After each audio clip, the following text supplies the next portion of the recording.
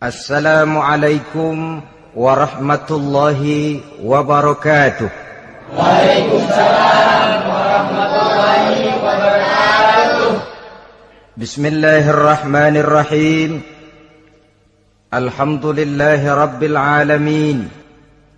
Wassalatu wassalamu ala ashrafil anbiya'i wal mursalin, Sayyidina wa maulana Muhammadin wa ala alihi wa ashabihil mujahidin at-tahirin, amma ba'du. Saudara-saudara kaum muslimin rahimakumullah. Pada pertemuan kali ini kita akan membicarakan riwayat Nabi Adam alaihi salam.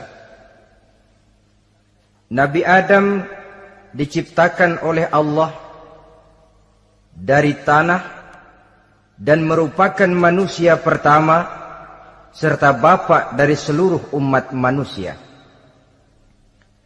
Pada saat Allah hendak menciptakan Nabi Adam, Allah berkata kepada malaikat, "Inni ja'ilun fil ardi khalifah." Aku akan menjadikan seorang khalifah di permukaan bumi. Malaikat dengan nada sedikit protes berkata, "Ataj'alu fiha may yufsidu fiha wa yasfiku ad-dima wa nahnu nusabbihu bihamdik wa nuqaddisu lak." Tuhan, apa perlunya engkau ciptakan seorang khalifah di permukaan bumi? Kelak kalau mereka berkembang biak, kerjanya hanya akan melakukan kerusakan, menumpahkan darah, saling bermusuhan satu sama lain. Sedangkan kami, kata malaikat, sudah cukup bertasbih memuji kebesaranmu. Allah kemudian menjawab, "Inni a'lamu ma la ta'lamun." Aku lebih tahu tentang apa yang kalian semua tidak mengetahuinya. Setelah diciptakan Nabi Adam daripada tanah, ditiupkan roh, maka Allah kemudian mengajarkan kepada Nabi Adam berbagai macam ilmu pengetahuan. Wa 'allama Adam al-asma'a kullaha. Kemudian Allah mengajarkan Nabi Adam nama-nama segala sesuatu. Nama merupakan simbol daripada ilmu pengetahuan. Nabi Adam akan dijadikan khalifah di permukaan bumi, maka dibekali oleh Allah Subhanahu wa taala al-asma'a kullaha, nama-nama segala sesuatu. Yang dimaksud di sini ialah al-ulumal katsirah, ilmu pengetahuan yang banyak. Malaikat pada mulanya protes. Kami kan sudah cukup bertasbih Tuhan. Kami kan sudah cukup memujimu. Untuk apa lagi membuat manusia sebagai khalifah di permukaan bumi? Seolah-olah malaikat tidak setuju. Allah yang maha tahu rahasia segala sesuatu memberikan vonis, aku lebih tahu tentang apa yang kalian semua tidak tahu. Oleh karena Nabi Adam dipersiapkan untuk menjadi seorang khalifah di permukaan bumi, maka dibekali oleh Allah dengan ilmu pengetahuan. Begitu Nabi Adam dan begitu kita. Karena bukan cuma Nabi Adam, kita pun oleh Allah dijadikan sebagai khalifah-khalifah di permukaan bumi ini. Yang nilai kekhalifahan kita bergantung kepada kondisi kita masing-masing.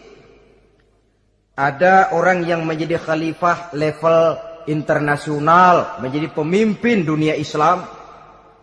Ada orang menjadi khalifah level nasional saja. Ada khalifah tingkat kota saja, ada khalifah tingkat kecamatan, ada khalifah tingkat RW, RT, sekurang-kurangnya khalifah untuk tingkat rumah tangga masing-masing.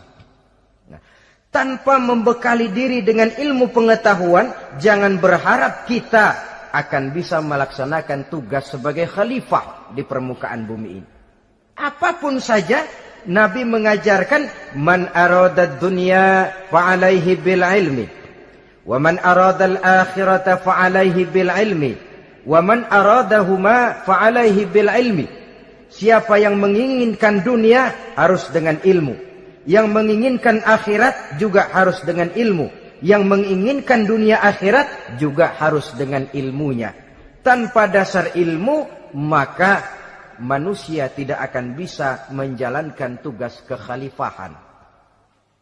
Setelah diajarkan Adam nama segala sesuatu, dikonfrontir, dihadapkan dengan malaikat. Malaikat, kalau tadi kamu bilang buat apa perlunya menciptakan khalifah? Nih bentuknya.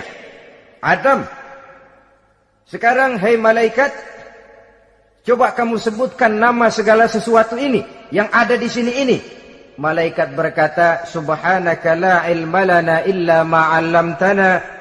Ya Allah, kami tidak punya ilmu, kami tidak tahu semua itu kecuali apa yang telah Engkau ajarkan kepada kami. Kalau kamu tidak sanggup, Adam, sebutkan nama-nama semua itu. Adam menyebutkannya dengan lancar. Ketika itulah Allah memerintahkan malaikat untuk sujud kepada Nabi Adam alaihi salam. Sujud di sini bukan sujudul ibadah, sebab sujud ibadah kepada yang selain Allah haram. Tapi sujud di sini sujudut tawadhu' i'tirafan bifadli Adam. Sujud merendahkan diri sebagai pengakuan terhadap keutamaan dan kelebihan Nabi Adam.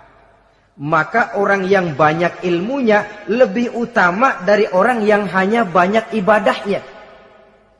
Bahkan iblis lebih takut kepada orang alim yang sedang tidur daripada orang goblok yang lagi ibadah. Model ini diceritakan dalam Ihya-nya Imamul Ghazali. Iblis masuk ke masjid mau menggoda orang lagi sholat. Sudah masuk di pojok masjid, dia lihat orang lagi tidur. Ngacir iblis keluar, cepat benar. Pucat mukanya. Ketemu di jalan sama temannya. Kenapa lari, Mas?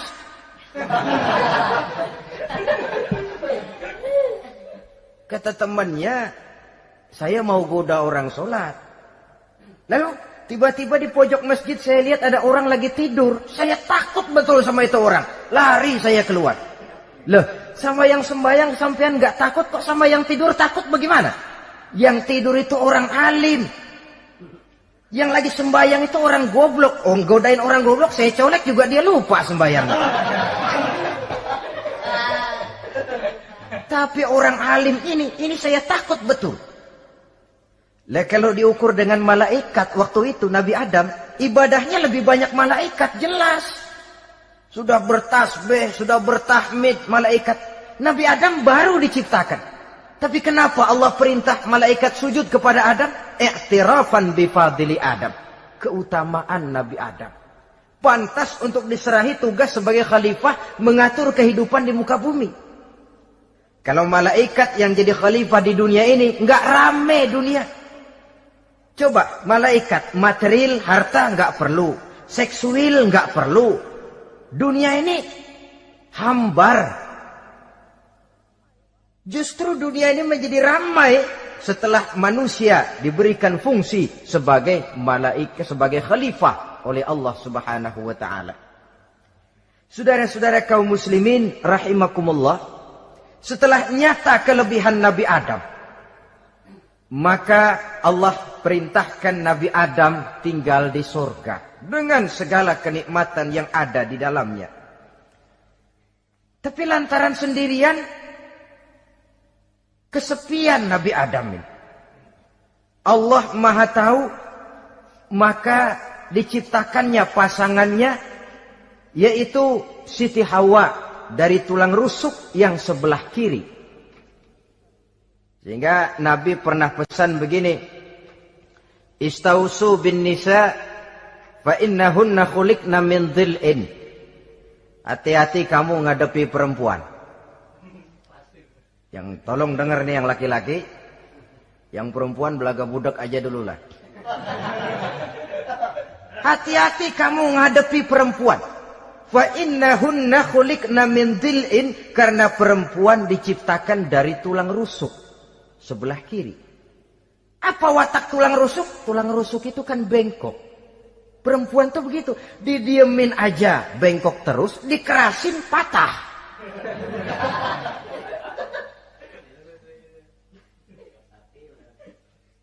Saudara-saudara, di sini kita ambil satu hikmah bahwa ternyata yang bikin hidup terasa enak karena di sekitar kita banyak orang lain. Bodoh manusia kalau dia merasa bisa hidup sendirian. Tinggal di tengah kampung tapi gayanya gaya orang tidak mau kenal dan tidak mau tahu sama tetangga. Jangankan di dunia, di sorga saja Nabi Adam karena sendiri, kesepian. Apa saudara mau tinggal di Jakarta? Apa saja di Jakarta, sudahlah milik saudara. Hotel Indonesia dikasih saudara, Hotel Borobudur punya saudara, Monas buntel bawa pulang. Semanggi ambil, tapi di Jakarta saudara tinggal sendirian. Kira-kira enak nggak? Ternyata yang bikin hidup terasa nikmat karena di sekitar kita banyak orang lain. Begitulah Allah ciptakan Siti Hawa. Setelah diciptakan Siti Hawa, natur manusiawi. Nabi Adam mau main pegang aja. Kata Allah, hai Adam, jangan kau sentuh sebelum kau bayar maharnya. Maharnya apa ya Allah? Maharnya an tusalli ala Muhammadin sallallahu alaihi wasallam. Maharnya kau bersolawat kepada Nabi Muhammad. Manusianya belum lagi diciptakan tapi namanya sudah ada. Nurnya sudah ada. Bahkan dijadikan mas kawin antara Adam dengan Hawa. Karena itu dalam Islam sebenarnya urusan kawin itu bukan yang sulit. Maka jangan dipersulit. Tapi juga jangan digampang-gampangin.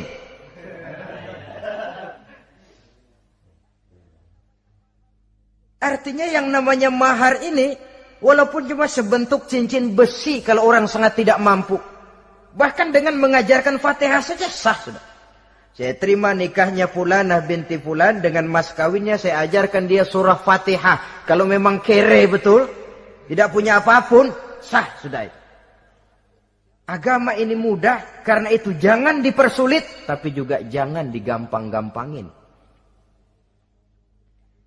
Setelah itu Allah memerintahkan, ya Adam uskun anta wa zawjukal jannah.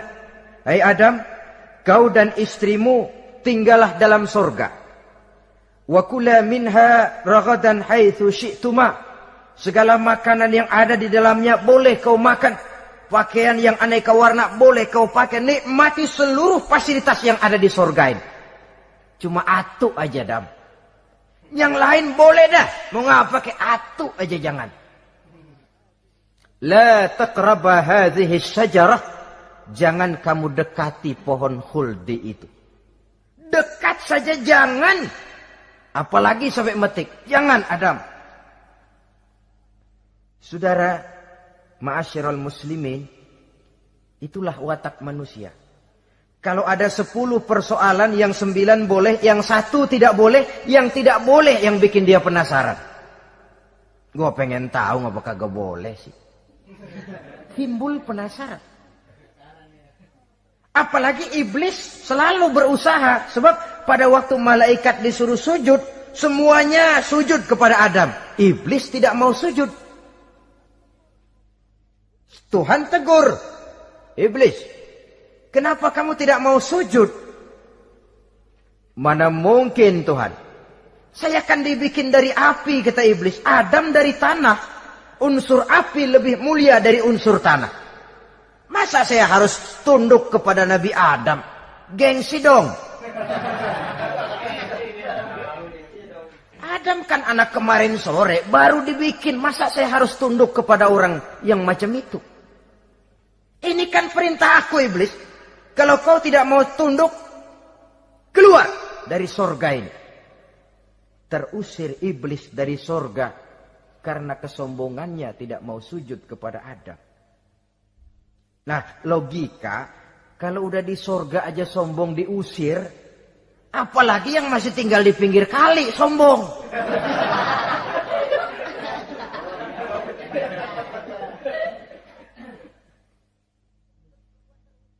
Tapi sejak peristiwa terusirnya itu, iblis bikin proklamasi. Apa proklamasi iblis? Rabbi fanzirni ila yaumi yub'asun. Ya Allah, gara-gara Adam saya diusir dari surga. Saya minta kepadamu ya Allah, beri saya kesempatan sampai hari manusia dibangkitkan. Kata Tuhan, innaka minal munzarin. Oke, silakan. Mau apa iblis? Rabbi bima aghwaytani la uzayyinanna lahum fil ardi wa la ughwiyannahum ajma'in.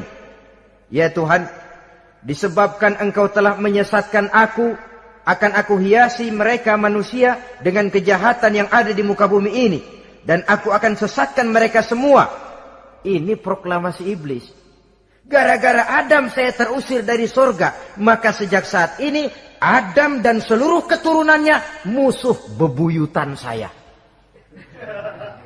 Akan saya lakukan segala macam cara untuk menggelincirkan manusia agar mereka menjadi orang yang engkau murkai ya Allah.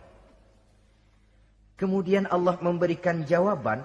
Dialog ini saudara bisa lihat dalam surah Al-Hijr ayat 40, 41 sampai 44. Kata Allah apa? Inna ibadi laisa laka alaihim sultanun illa man ittaba'aka minal ghawin. Silahkan iblis. Yang lain barangkali bisa kau goda. Kecuali hamba-hambaku yang benar-benar hambaku, engkau tidak akan punya daya mempertipu mereka.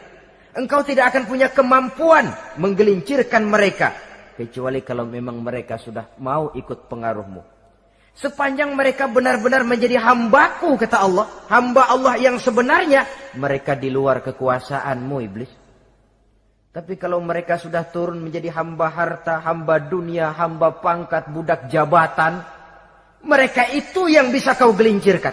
Selama mereka masih tetap sebagai hambaku, kata Allah, mereka di luar jangkauan kekuatan dan kekuasaanmu iblis.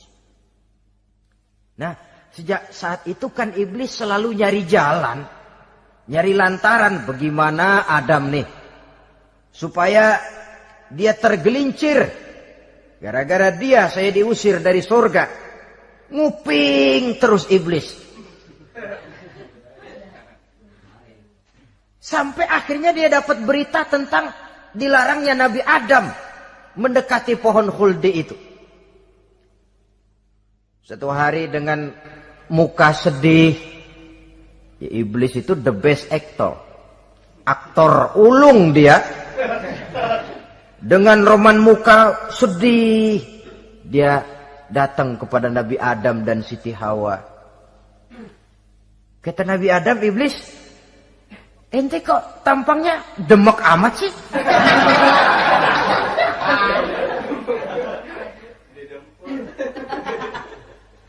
Kenapa begitu sedih? Adam, saya sebenarnya tidak ada yang bikin saya sedih. Cuma saya dapat berita bahwa engkau tidak akan selamanya di dalam surga ini. Wah Adam, kalau engkau bisa tetap tinggal di surga bersama istrimu, alangkah bahagianya saya, kata iblis. Tapi saya dapat kabar, ente nggak bakalan lama-lama di surga. Buktinya ente dilarang makan buah khuldi.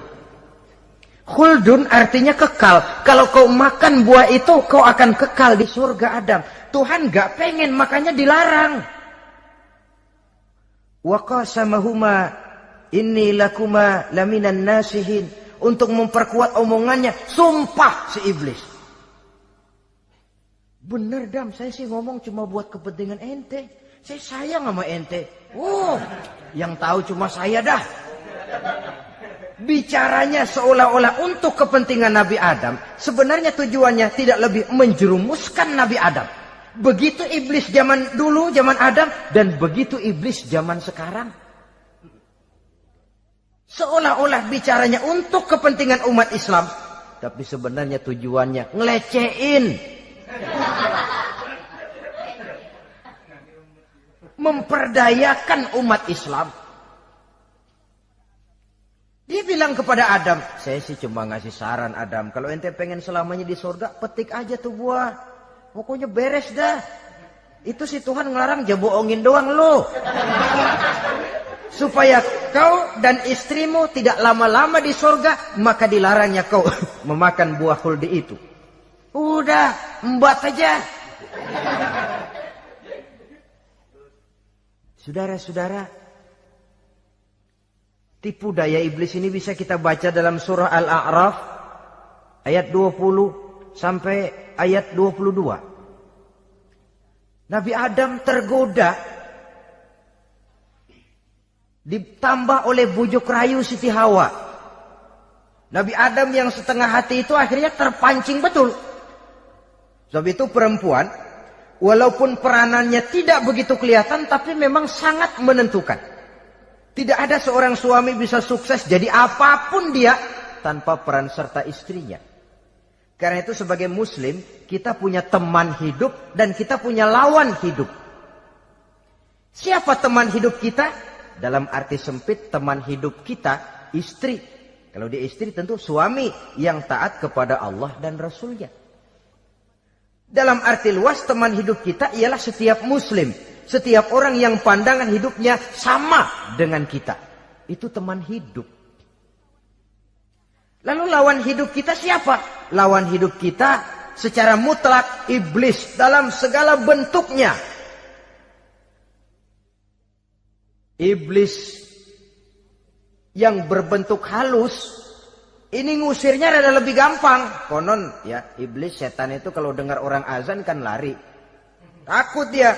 Dibacakan bismillah, minggir. Yang sulit diusir ini iblis yang berbentuk manusia. Diazanin nyengir.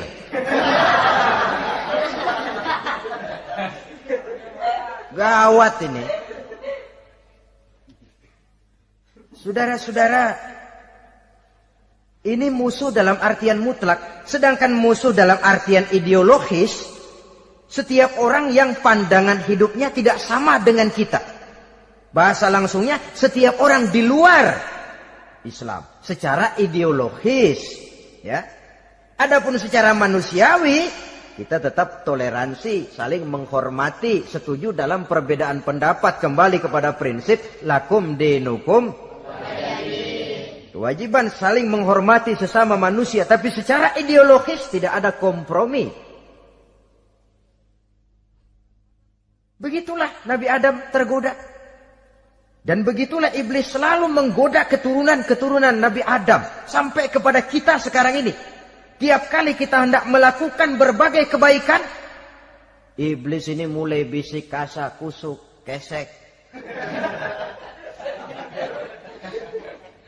Saudara tadi dari rumah mau berangkat niat dengerin ceramah macam ini. Apa dikira iblis enggak? Wah, gatal iblis.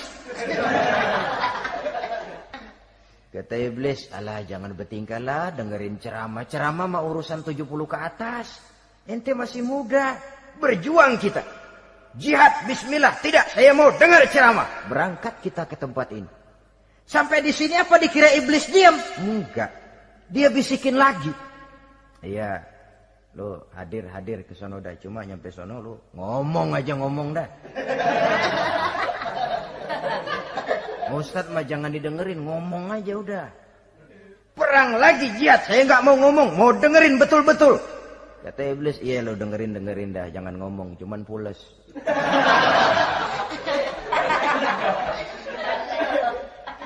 Segala macam cara dilakukan oleh iblis untuk menggelincirkan manusia.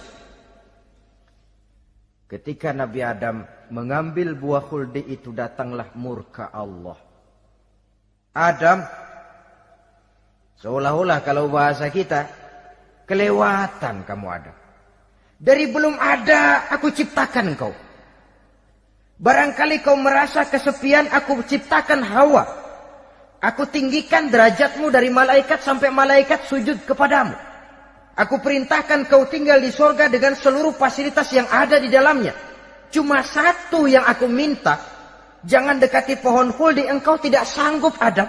Keluar dari sorga ini. Terusir Nabi Adam dan Siti Hawa dari sorga. turun ke dunia ini. Turun terpisah lagi. Ya Allah. Orang itu kalau biasa susah, ketemu susah sih menglalap namanya. Makanannya. Tapi biasa seneng ketemu susah. Ini yang kalau tidak kuat mental. Tengoklah zaman sekarang kan nih. Kalau tuan-tuan rajin baca pos kota. Kayaknya nyawa murah bener. Pasal duit 100, nyawa hilang. Pasal diputusin pacar, begon ditenggak. Gantung diri pakai tali plastik. Murah betul kelihatannya jiwa itu. Sehingga pantas kalau Nabi pernah katakan irhamu salasatan minan nas. Sayangilah 3 macam manusia. Pertama, azizan zalla, orang mulia yang jatuh hina. Pejabat tinggi kalau pensiun kesian bener. Ya Allah. Udah nggak ada yang ngasih hormat, tanda tangan nggak laku. Azizan zalla, orang mulia yang jatuh hina.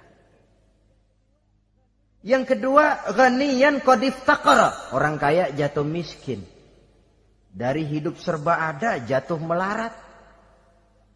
Yang ketiga, faqihan yal'abu bihil juhal, ahli fikih ngerti hukum tapi dipermainkan oleh orang-orang bodoh yang kebetulan punya kekuasaan.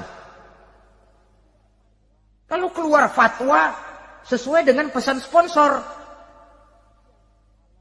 yang halal bisa jadi haram, yang haram dibikin remeng-remeng. Ahli fikih dipermainkan oleh orang bodoh. Kasihan betul. Terpisah Adam dengan Hawa ini. Adapun Nabi Adam turun menyesal dengan seluruh kesalahannya. Sujud, taubat, menangis. Menurut riwayat 300 tahun beliau sujud. Seraya membaca Rabbana zalamna anfusana wa illam taghfir lana wa tarhamna lanakunanna minal khasirin. Ini doanya Nabi Adam. Ya Allah, kami telah zalim kepada diri kami sendiri. Andai kata engkau tidak kasihan, tidak memberikan ampun kepada dosa yang kami lakukan, sungguh kami termasuk ke dalam golongan orang-orang yang rugi. Ini yang dibaca Nabi Adam dalam taubatnya. Di akhir taubatnya, Nabi Adam munajat kepada Allah. Ya Allah, dengan kebesaran Muhammad, ampunilah dosa saya. Allah tegur, kaifa araftahu ya Adam walam akhluqhu. Dari mana kau bisa tahu nama Muhammad Adam, padahal aku ciptakan saja belum manusianya. Kata Nabi Adam, pertama, ketika engkau ciptakan saya, engkau tiupkan ruh ke dalam jasad saya, terbuka mata saya memandang ke bawah arasmu. Di sana nampak dengan jelas tertulis di kaki arasmu, La ilaha illallah Muhammadur Rasulullah. Taulah saya bahwa Muhammad ini orang yang paling dekat dengan engkau ya Allah. Sampai namanya bergandengan dengan namamu di kaki arasmu.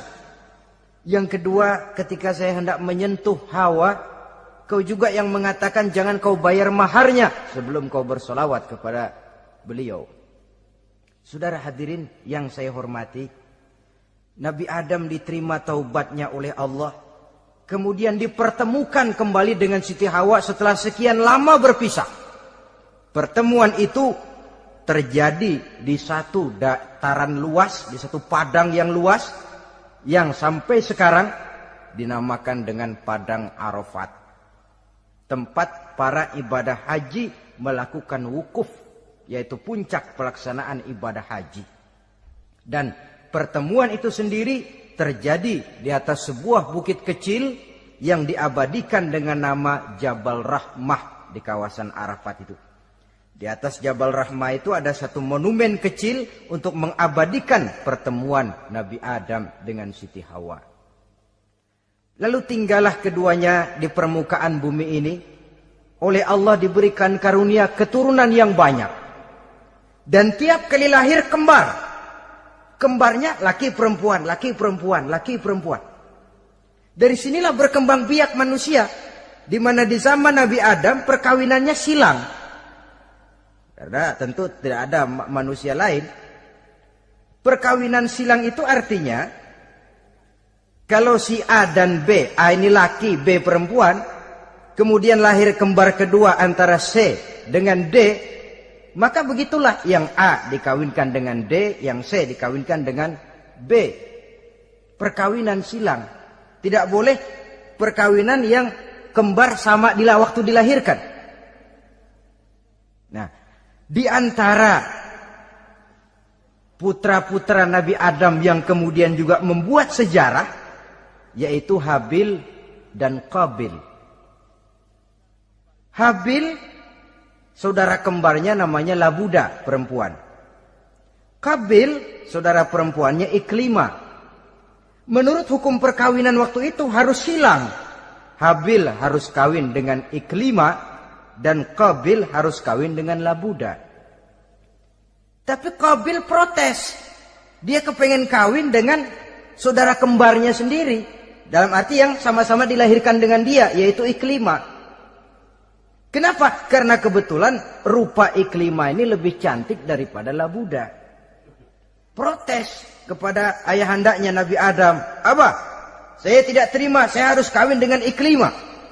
Tidak Qabil, kamu harus kawin dengan Labuda. Enggak mau. Kenapa dengan Labuda? Kurang kece.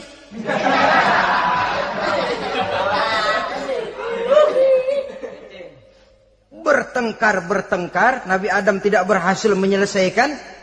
Lalu diserahkan saja kepada Allah. Kata Allah begini saja, bikin korban. Kamu berdua, Habil, Qabil. Siapa yang korbannya aku terima, dia boleh kawin sama Iklimah. Ternyata korban yang diterima adalah korbannya Habil. Jadilah Habil kawin dengan Iklimah. Tapi Qabil tidak puas. Dendam kesumatnya timbul, iblis ngilikin. Kresek. Akhirnya dibunuh saudaranya Habil ini.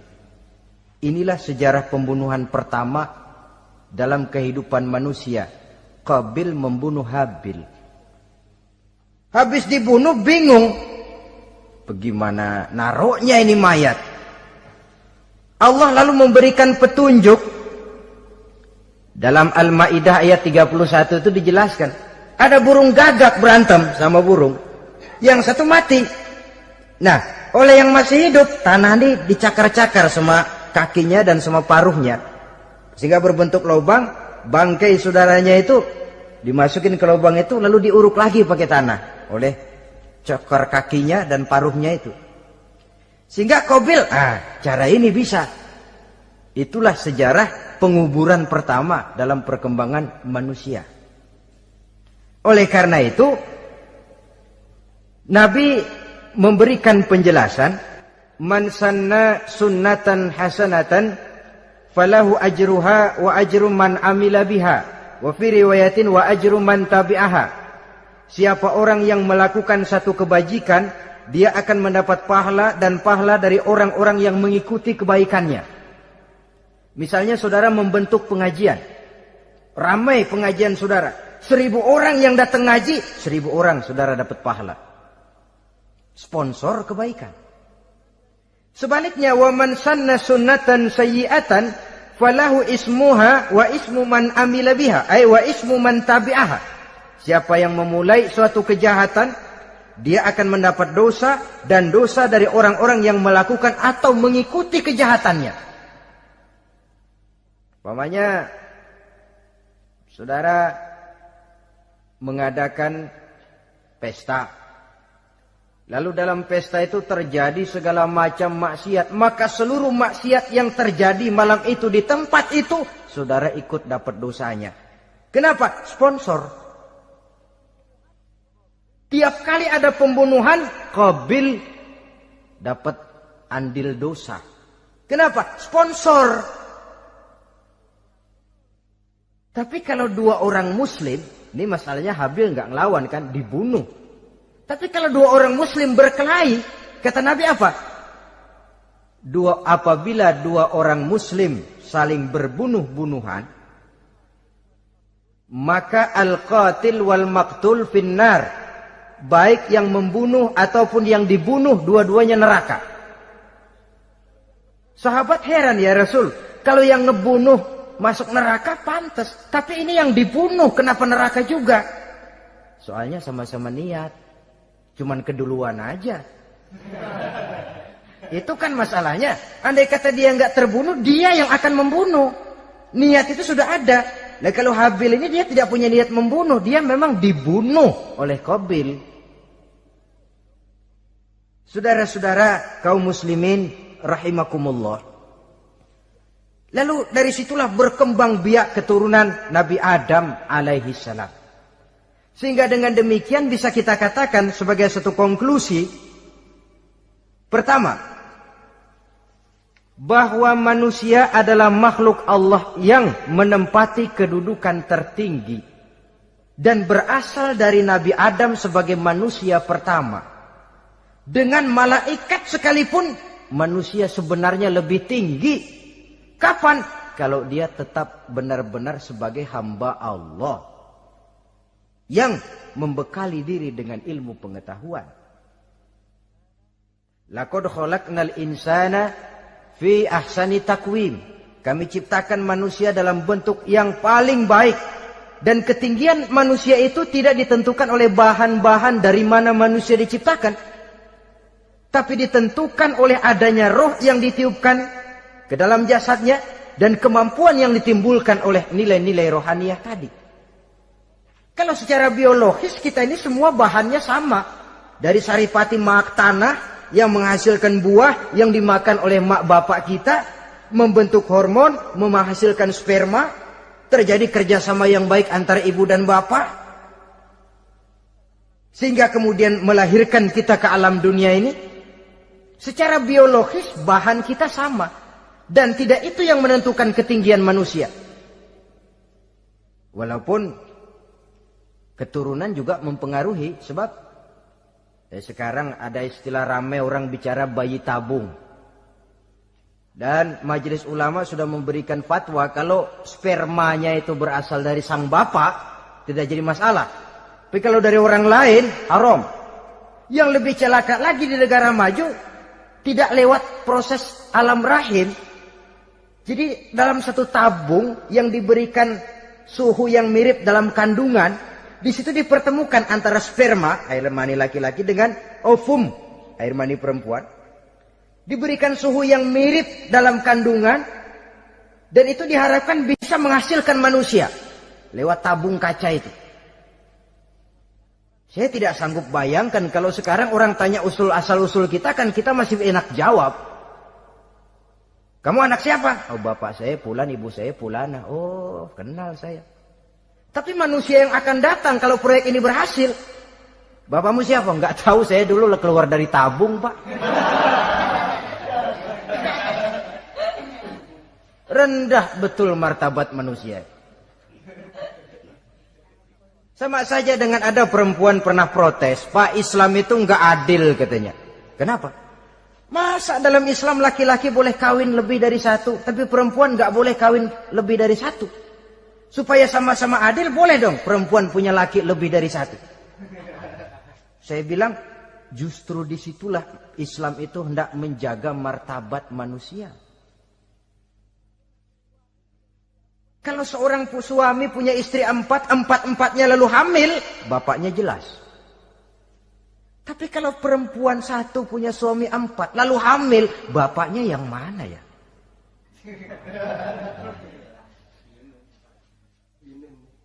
Rendah martabat manusia. Ketika si bayi lahir, ibunya lihat, ini jidatnya kayak si A ini. Sudah ini anakmu saja nih, jidatnya jidat kamu. Kata antar dulu jidat saya, tapi kuping B ini nggak mau saya. Terkatung-katung si anak tanpa tahu kemana dia mesti manggil bapak. Ibu daftarin anak ke sekolah, Pak Guru tanya lagi, ini bin siapa Bu? Bingung lah, udah tulis Bu, bin rame-rame.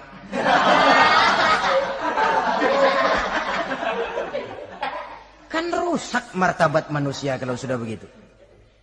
Justru Islam ini menjaga ketinggian martabat manusia. Jadi manusia itu fi ahsani takwim. Kapan? Kalau dia bisa menjaga kehambaannya di hadapan Allah dengan melaksanakan fungsi sebagai khalifah di permukaan bumi. Tapi bila dia sudah tidak lagi menjadi hamba Allah, tidak lagi berfungsi sebagai khalifah, dia sudah masuk summa radadnahu asfala safilin. Kami kembalikan ke tempat yang paling rendah, lebih rendah dari binatang sekalipun. Kalau dia tetap menjaga posisinya lebih tinggi dari malaikat. Malaikat saja sujud kepada Nabi Adam. Apalagi kepada makhluk-makhluk yang lain manusia ini. Tapi kalau dia tidak pandai, lebih rendah daripada binatang. Inilah uniknya makhluk bernama manusia. Dengan posisinya dia bisa menjadi lebih tinggi dari malaikat. Tapi juga dia bisa meluncur lebih rendah daripada binatang. Untuk menjaga itulah diperlukan agama dalam kehidupan kita sekarang ini. Bukan cuma sebagai lipstick, tapi sebagai pedoman, sebagai way of life yang akan mewarnai cara kita berpikir, state of mind, rule of thinking, cara kita memandang kehidupan ini diwarnai oleh nilai-nilai agama. Dengan demikian, maka manusia bukan keturunan kera. So, ada satu teori namanya teori evolusi yang disampaikan buat pertama kali oleh Charles Darwin. Dia mengemukakan teori bahwa perkembangan kehidupan sesungguhnya di dunia ini menunjukkan mata rantai yang utama melalui apa yang dia namakan seleksi alamiah. Mula-mula dari ikan, melalui seleksi ke amfibi, dari amfibi ke reptil, dari reptil ke mamalia, dari mamalia ke mamalia kecil, dari mamalia kecil ke primat, dari primat ke monyet, dari monyet menjadi Homo erectus. Ini teori Darwin. Tapi dia tidak jelas-jelas mengatakan bahwa manusia keturunan monyet. Hanya seketurunan. Seketurunan kan tidak berarti keturunan. Begini saja. Toyota Kijang sama Toyota Corolla itu seketurunan. Tapi Corolla dengan Kijang kan lain. Cuma seketurunan. Dalam arti sumbernya sama. Makhluk yang tidak tahan seleksi alam oleh udara yang sangat dingin, perkembangan cuaca yang sangat panas, gempa bumi dan sebagainya, seleksi alam dia namakan, hilang, musnah dari peredaran. Seperti ada binatang raksasa itu dinosaurus, sekarang kan cuma tinggal dongeng saja, tinggal nama atau kerangka. Itu oleh seleksi alam dia nggak lulus, hilang. Yang bertahan, yang lulus seleksi alam. Manusia walaupun kecil yang lulus seleksi alam ini. Biar dihantam gempa bumi, angin topan, tetap aja ngejedok. Nah, teori Darwin ini, teori evolusi ini didukung dan dibuktikan oleh peninggalan fosil atau binatang dan tumbuhan yang hidup dan mati selama perkembangannya. Dari bentuk organik pertama hingga pendahulu terdekat daripada manusia. Tapi ada satu kelemahan dari pokok daripada teori evolusi ini. Pertama, garis perkembangan dari Homo erectus, yakni manusia jalan tegak, semacam gorilawi itu, sampai kepada manusia mutaakhir masih belum menentu. Artinya, okelah, kalau manusia seketurunan dengan kera, batas antara manusia yang wujud sekarang dengan manusia purba itu apa? Yang menjadi penghubung. Monyet tidak mungkin. Ini dianggap mata rantai yang hilang, missing link namanya dalam istilah ilmiahnya. Dan ini masih dicari sampai sekarang. Kalau pendahulu terdekat manusia mutaakhir ini manusia purba, katakan Homo erectus, manusia jalan tegak. Lalu generasi sudah itu sebelum berbentuk manusia apa? Ternyata sampai sekarang masih ada missing link, mata rantai yang hilang. Lalu yang kedua, teori evolusi berhenti kepada manusia mutaakhir. Kalau memang kita manusia sekarang ini hasil evolusi, tentu kita akan terus berevolusi lagi. Dan akan jadi apa kita nanti? Ternyata sudah ribuan tahun manusia tetap manusia begini-begini aja. Tidak berevolusi kita ini. Apa lalu matanya jadi cuma satu di tengah? Hasil evolusi? Kan tidak. Tidak berevolusi.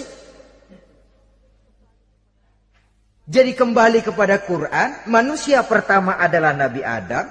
Dan manusia-manusia berikutnya keturunan daripada Nabi Adam. Dan bukan hasil evolusi daripada monyet. Juga tidak akan berevolusi kemana-mana. Kalau demikian benarkah teori evolusi? Untuk mengatakan mutlak benar bukan wewenang kita.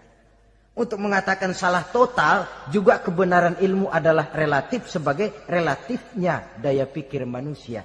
Di samping dia harus membuktikan kebenarannya, maka kebenaran ilmiah adalah kebenaran yang relatif dan temporer. Contoh kecil saja.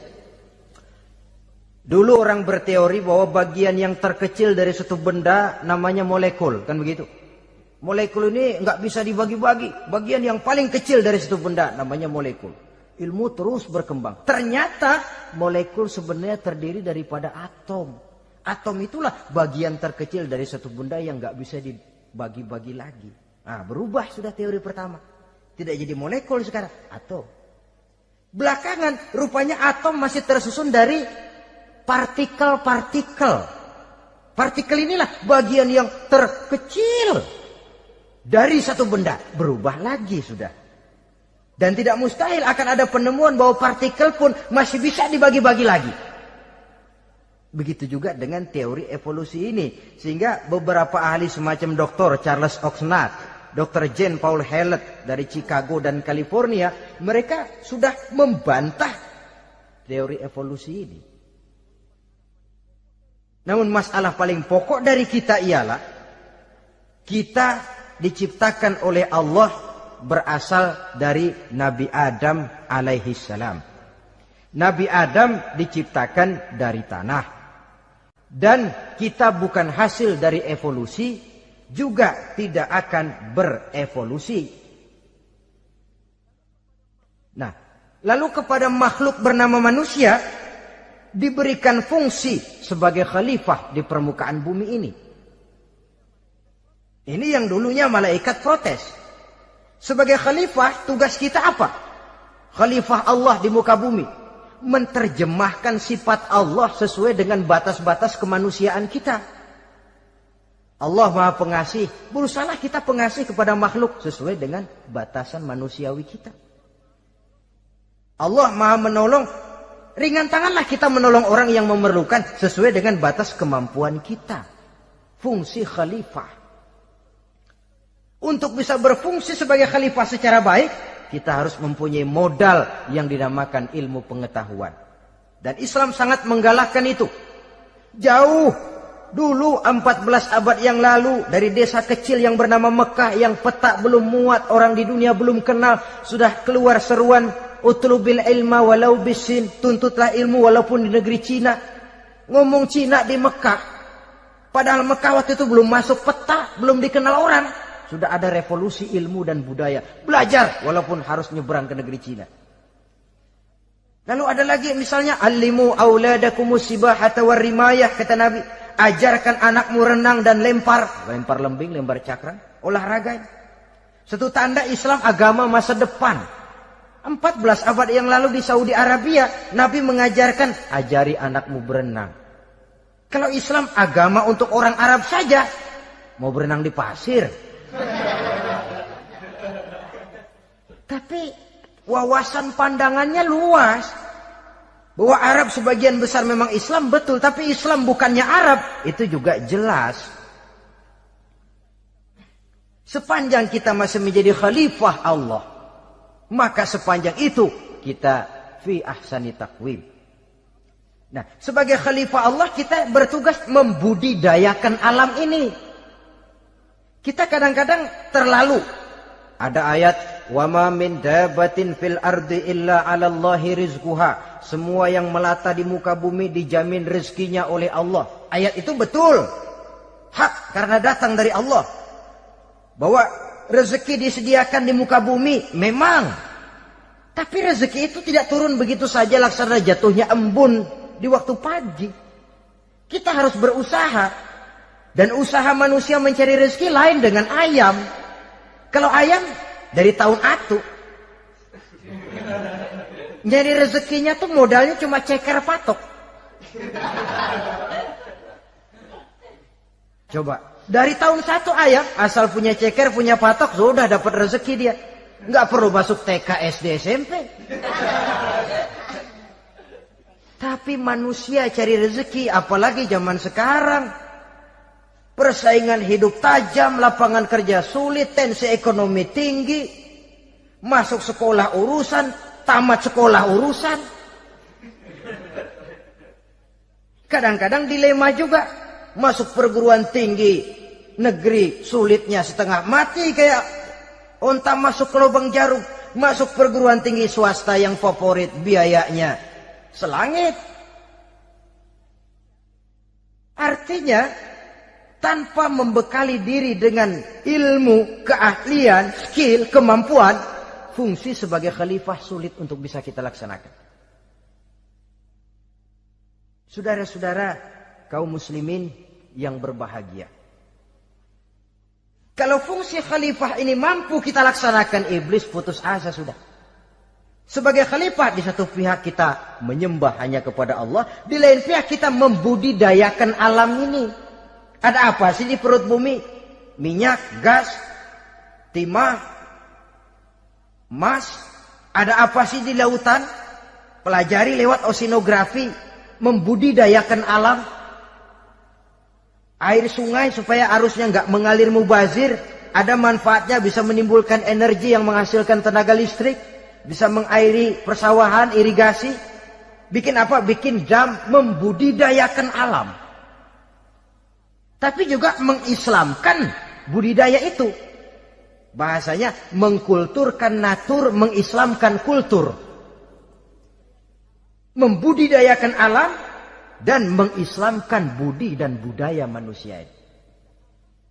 Sehingga apapun yang kita kelola dari alam ini nantinya akan untuk menunjang tugas sebagai khalifah, sujud kepada Qadhi Rabbul Jalil. Saudara-saudara, maka bersyukur kita oleh Allah dijadikan manusia. Tidak pesan, terima beres, cantik. Dari segi biologis maupun psikologis, tidak ada makhluk secantik manusia. Dibekali dengan agama di samping akal. Sehingga agama membimbing akal agar sampai kepada kebenaran yang hakiki. Kita sebagai keturunan Nabi Adam memegang fungsi khalifah. Jadi jangan main-main loh, kita ini turunan Nabi, betul ini. Saudara-saudara yang hadir semua di depan saya ini, termasuk saya, kita gini, turunan Nabi kita ini. Nabi Adam. Jangan main-main loh, turunan Nabi gini-gini. Nabi Adam.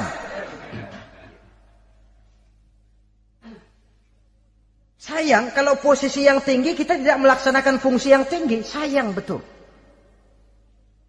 Sebab itu manusia harus adil kepada dirinya dalam arti menjaga diri dari sesuatu yang bisa menghancurkan ketinggiannya dalam pandangan Allah.